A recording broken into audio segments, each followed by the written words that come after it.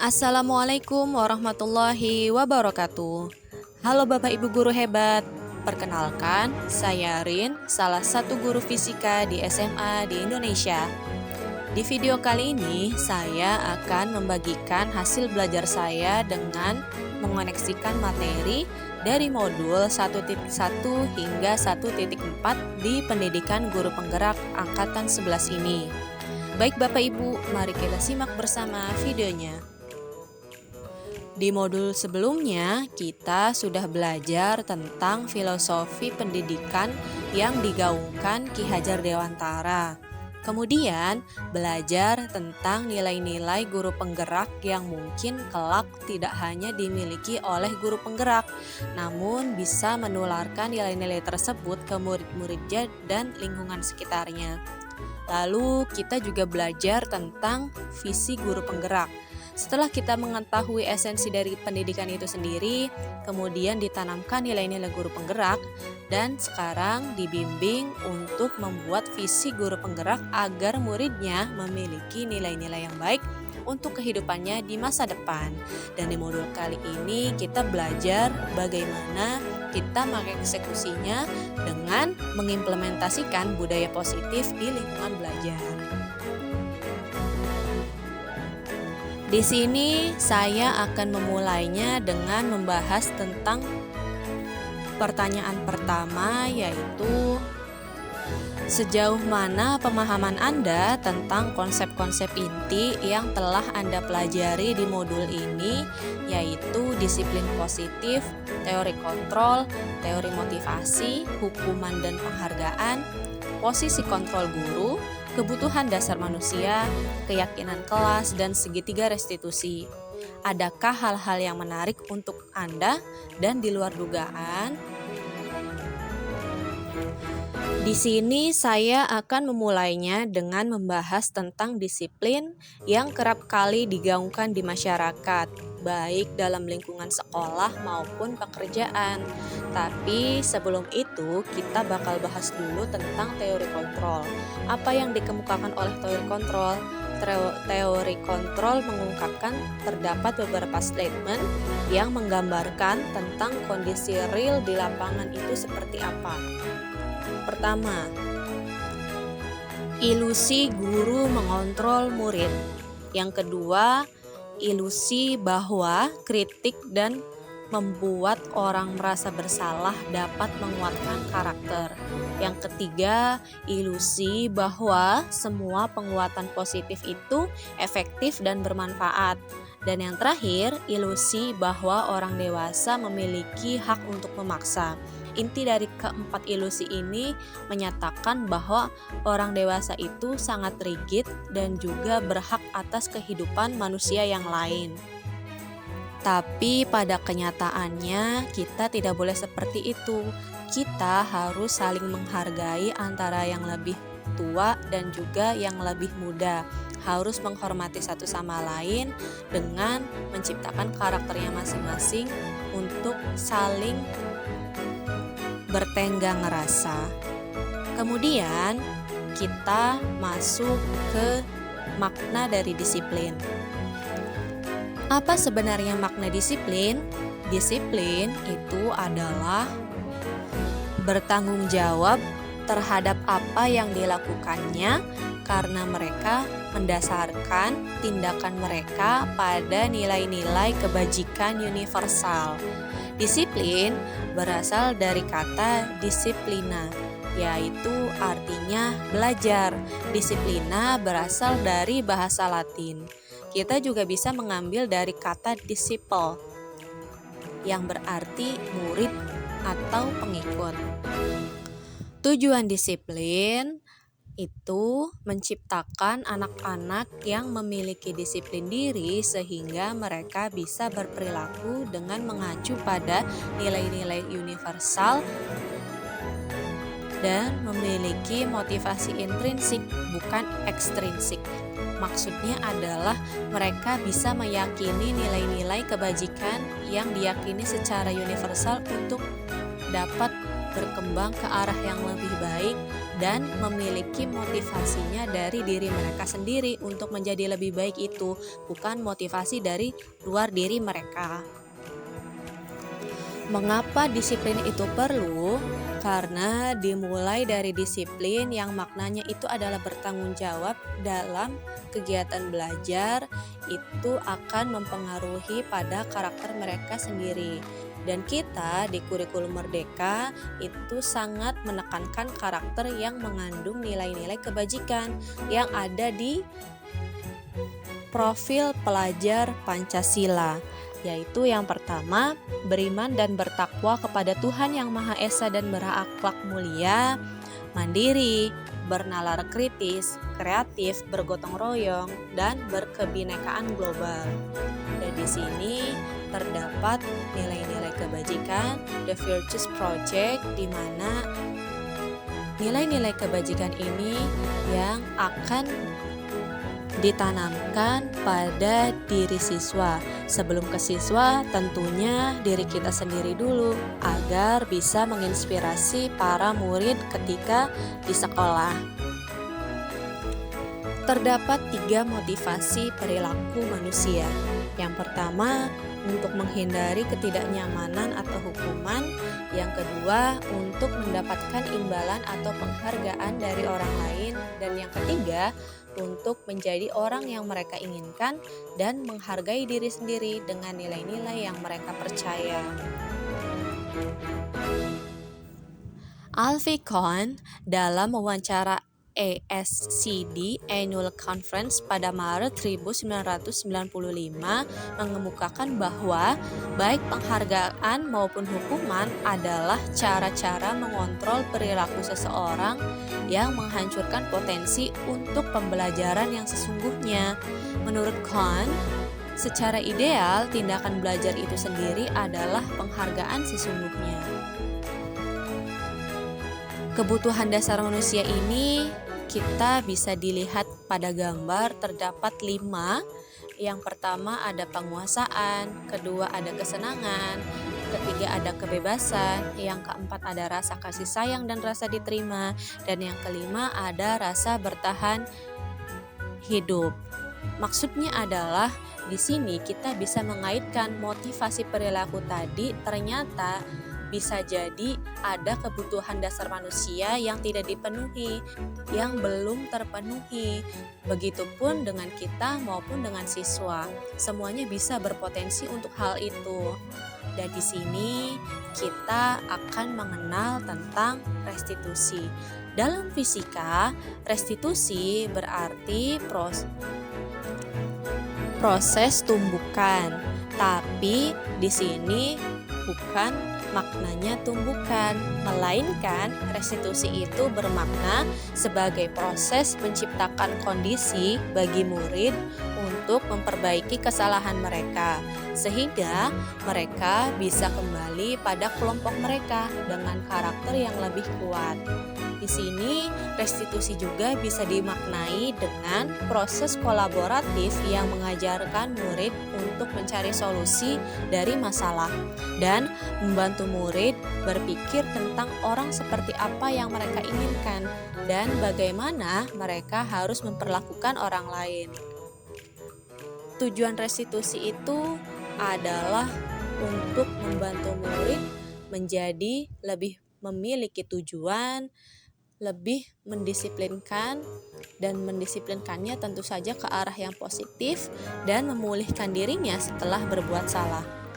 Di sini penekanannya itu bukan pada bagaimana perilaku untuk menyenangkan orang lain atau menghindari ketidaknyamanan, tapi tujuannya adalah menjadi orang-orang yang menghargai nilai-nilai kebajikan yang mereka percayai. Dan nilai-nilai ini yang diyakini mereka adalah suatu motivasi intrinsik dari diri mereka sendiri.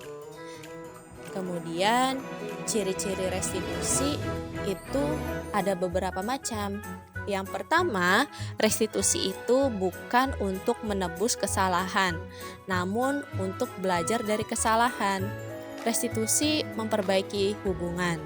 Restitusi juga itu sebuah tawaran, bukan paksaan. Lalu restitusi itu mencari kebutuhan dasar yang mendasari tindakan. 5 tadi, kebutuhan dasar manusia yang sudah kita bahas dan kaitannya dengan motivasi perilaku manusia yang tadi sudah dijelaskan. Itu sangat relatable. Kemudian ciri-ciri restitusi selanjutnya adalah restitusi itu fokus pada karakter, bukan tindakan. Kemudian restitusi itu menguatkan. Restitusi itu fokus pada solusi, bukan menambah masalah.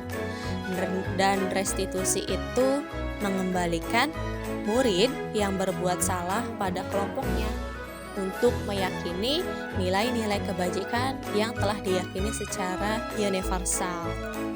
Tentunya yang membawa dampak positif bagi diri sendiri, orang lain, dan lingkungannya. Untuk melaksanakan restitusi tersebut, kita terdapat yang namanya segitiga restitusi. Nah, segitiga restitusi itu dilambangkan seperti yang ada pada gambar. Langkah-langkahnya, yang pertama, kita bisa menstabilkan identitas atau stabilize the identity. Kemudian, kita bisa melakukan validasi tindakan yang salah atau validate the misbehavior. Dan yang terakhir, itu stepnya adalah menanyakan keyakinan atau seek belief. Setelah kita mempelajari tentang segitiga restitusi, kita harus tahu posisi kita itu ada di mana. Ada beberapa posisi kontrol kita sebagai pendidik, seperti yang ditampilkan pada slide yang ada di video. Terdapat 5 posisi kontrol. Yang pertama sebagai penghukum, yang kedua sebagai pembuat bersalah, yang ketiga ada sebagai teman, yang keempat ada sebagai pemantau, dan yang kelima ada sebagai manajer. Dan masing-masingnya itu punya karakternya tersendiri. Di sini ada beberapa ilustrasi yang bisa dilihat.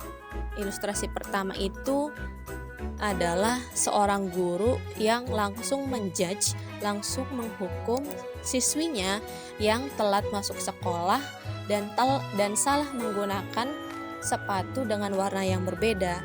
Tidak menanyakan terlebih dahulu motif dari siswa tersebut bisa telat ke sekolah. Alasannya kenapa, problemnya di mana, dia langsung menjudge saja. Berbeda dengan ilustrasi selanjutnya. Di sini terdapat diskusi antara guru dan murid untuk mensepakati bahwa perbuatan tersebut itu perlu diperbaiki dan sama-sama menemukan solusi untuk kedepannya supaya bisa lebih baik lagi. Yang terakhir ada keyakinan kelas.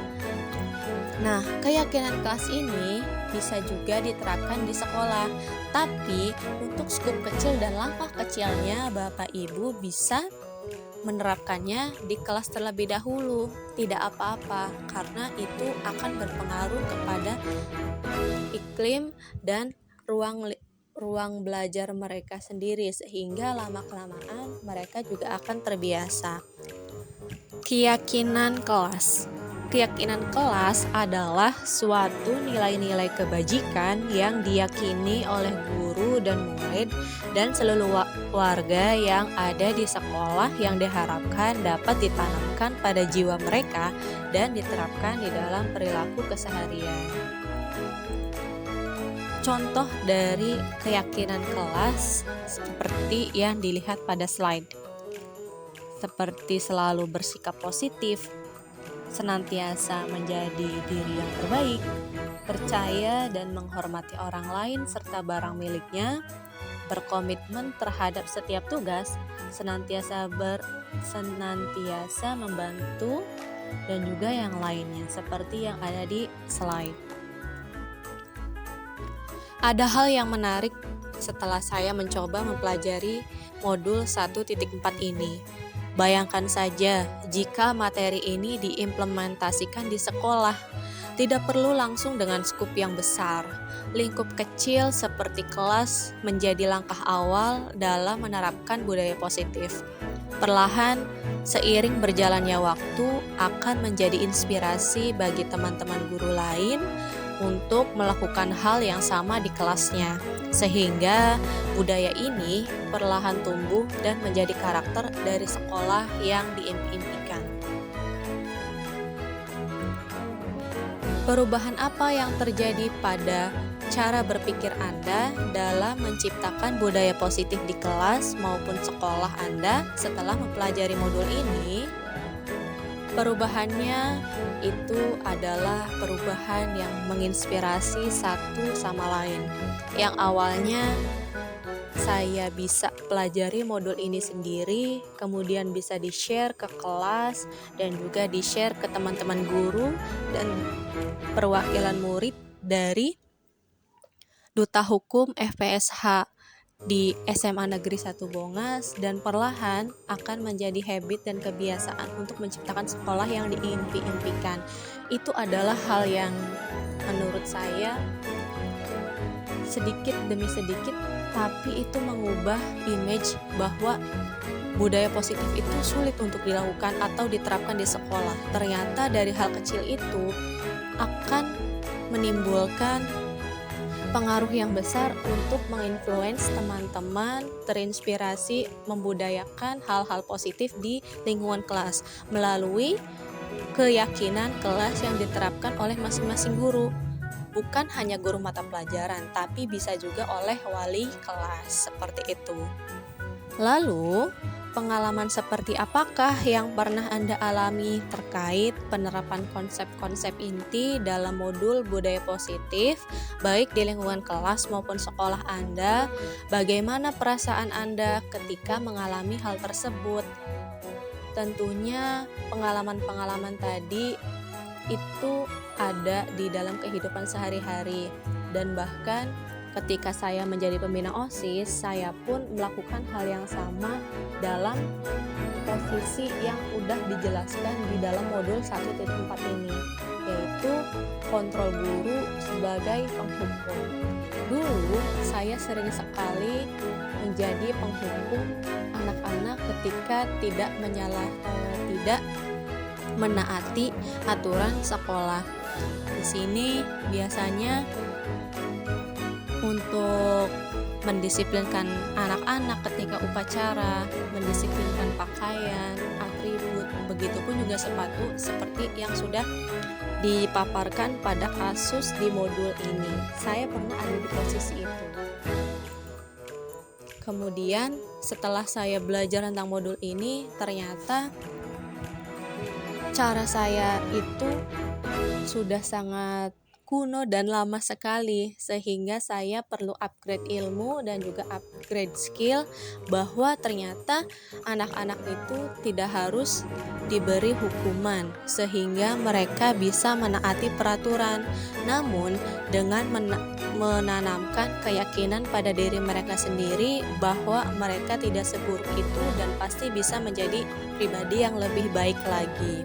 Saya masih harus belajar dan saya harus selalu haus tentang ilmu pengetahuan dan wawasan untuk bisa mengantarkan murid-murid saya menjadi murid yang bisa senantiasa berefleksi dan memperbaiki agar dapat hidup di masa depan dan bisa bersaing dengan teman-teman lainnya yang di luar sekolah.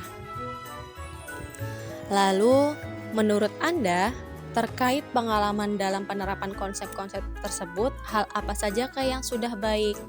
Adakah yang perlu diperbaiki? Di sini ada hal yang sudah diperbaiki dan perlu dibenahi di dalam lingkungan sekolah saya. Mungkin ini sebagai muhasabah untuk diri saya juga, supaya saya bisa upgrade diri saya ke level yang lebih baik lagi. Di sini, menurut sudut pandang saya yang sudah baik adalah beberapa murid itu sebetulnya banyak yang potensial, dapat terinspirasi dengan gurunya, dan bisa menjadi tutor teman sebaya yang baik untuk saling menghargai satu sama lain. Dan yang perlu dibenahi adalah sebetulnya labilnya perilaku murid tersebut saat diberikan pengarahan dan setelah dilepas beberapa waktu, sehingga perlu bimbingan lebih lanjut. Tidak melepas belas ketika kita sudah menanamkan keyakinan, tapi tetap dibimbing sebagai tugas kita sebagai seorang guru. Kemudian, sebelum mempelajari modul ini, ketika berinteraksi dengan murid berdasarkan 5 posisi kontrol, posisi manakah yang paling sering Anda pakai dan bagaimana perasaan Anda saat itu? Setelah mempelajari modul ini, posisi apa yang Anda pakai dan bagaimana perasaan Anda sekarang? Apa perbedaannya? Dulu saya bukan termasuk yang ada di dalam posisi manajer, tapi lebih dominan ke penghukum dan pembuat rasa bersalah. Saya seringkali membuat anak-anak itu merasa bersalah ketika dia melanggar peraturan. Karena di samping suara saya yang tidak menggelegar seperti anak-anak saya pun memilih alasan ini untuk menstabilkan emosi saya agar tidak meledak-ledak, sehingga saya seringkali untuk ada di posisi ini membuat anak merasa lebih, oh iya, saya merasa salah, saya merasa bersalah, saya harus bisa untuk lebih baik lagi, yang pada akhirnya mereka tidak menyadari nilai-nilai kebajikan yang ditanamkan pada diri mereka sendiri. Tapi setelah saya mengetahui ilmu tentang posisi kontrol ini, saya perlahan lebih mengarah kepada seorang manajer, karena saya pun punya kelemahan dan saya pun punya beberapa kesalahan ketika saya menjadi seorang guru, sehingga disinilah kita sama-sama muhasabah diri untuk belajar menjadi manusia yang lebih baik lagi. Lalu, sebelum mempelajari modul ini, pernahkah Anda menerapkan segitiga restitusi ketika menghadapi permasalahan murid Anda? Jika iya, tahap mana yang Anda praktekkan dan bagaimana cara mempraktekannya? Sebetulnya, alhamdulillah sejauh ini saya pernah menerapkan segitiga restitusi, tapi hanya sebatas 2 tahap saja. Tahap ketiga itu saya lebih cenderung dominan untuk memutuskan secara sepihak bagaimana solusinya. Jadi setelah saya mempelajari modul ini, saya jadi lebih belajar untuk sabar menemukan solusi untuk anak-anak saya, baiknya seperti apa ketika menghadapi masalah dan mencoba bersama-sama menemukan solusinya, meskipun memakan waktu yang lebih lama daripada ketika saya menjadi dominan sebagai penengah. Kemudian, selain konsep-konsep yang disampaikan dalam modul ini, adakah hal lain yang menurut Anda penting untuk dipelajari dalam proses menciptakan budaya positif baik di lingkungan kelas maupun sekolah? Sangat ada. Saya perlu belajar lagi tentang mengelola emosi. Jangan sampai saya terpengaruh oleh dunia luar sehingga saya tidak berpikir jernih sebelum saya melakukan tindakan. Emosi saya harus saya kontrol sebelum saya melakukan sesuatu agar perilaku saya dapat terhindar dari hal-hal yang buruk dan menyakiti orang lain. Setelah mempelajari modul ini, saya akan melakukan aksi nyata di modul 1.4 ini dengan mensosialisasikan materi tentang implementasi budaya positif ke teman-teman guru dan juga warga sekolah lainnya, serta ada beberapa siswa dari FPSH Duta Hukum dan HAM SMA Negeri 1 Ponga supaya mereka tahu bagaimana budaya positif itu akan tercipta di sekolah mereka. Kita pun perlu sudut pandang dari mereka, bukan hanya egois dari sudut pandang guru. Di sini latar belakangnya adalah labilnya perilaku murid saat diberi pengarahan dan setelah dilepasnya beberapa waktu, sehingga perlu bimbingan lebih lanjut. Jadi lepas memberi pengarahan, harus ada guide selalu dari waktu ke waktu. Tujuannya itu adalah saling berbagi ilmu tentang budaya positif, teori motivasi, nilai-nilai kebajikan, keyakinan kelas, dan segitiga restitusi. Poin dari aksi nyata ini tujuannya adalah saling berbagi ilmu, meskipun memang dilatar belakangi dengan permasalahan yang ada tadi, tapi di sini esensi tujuannya adalah untuk membagi ilmu dan sharing bersama tentang budaya positif. Tolak ukurnya di sini saya menargetkan akan dihadiri oleh kepala sekolah, rekan guru, perwakilan TAS, dan perwakilan siswa dari Duta Hukum dan HAM FPSH SMA Negeri 1 Bungas. Lini masa yang akan dilakukan adalah dengan mengumpulkan perwakilan guru, wakasek, kasek, dan perwakilan murid dari Duta Hukum untuk diajak berdiskusi dan berbagi ilmu tentang budaya positif. Dan acaranya itu memiliki teknis seperti presentasi biasa dan diskusi, kemudian ada tanya jawab di antara peserta dan penyelenggara, dan diakhiri dengan penguatan yang disampaikan oleh kepala sekolah ataupun perwakilannya untuk kemajuan sekolah, dan berakhir dengan sesi foto bersama.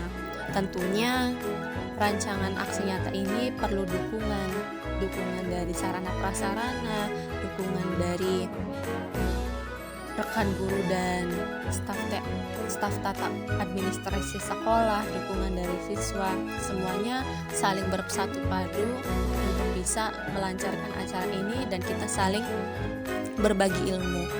Seperti itu. Mungkin Bapak Ibu itu saja yang saya bisa sampaikan. Semoga bisa bermanfaat dan bisa tetap menyebarkan hal positif, tidak menyebarkan kebencian dan iri dengki, dan semoga kita senantiasa dilindungi dari hal-hal yang jahat dan selalu dipenuhi dengan keberkahan di setiap langkah hidup kita. Terima kasih. Assalamualaikum warahmatullahi wabarakatuh.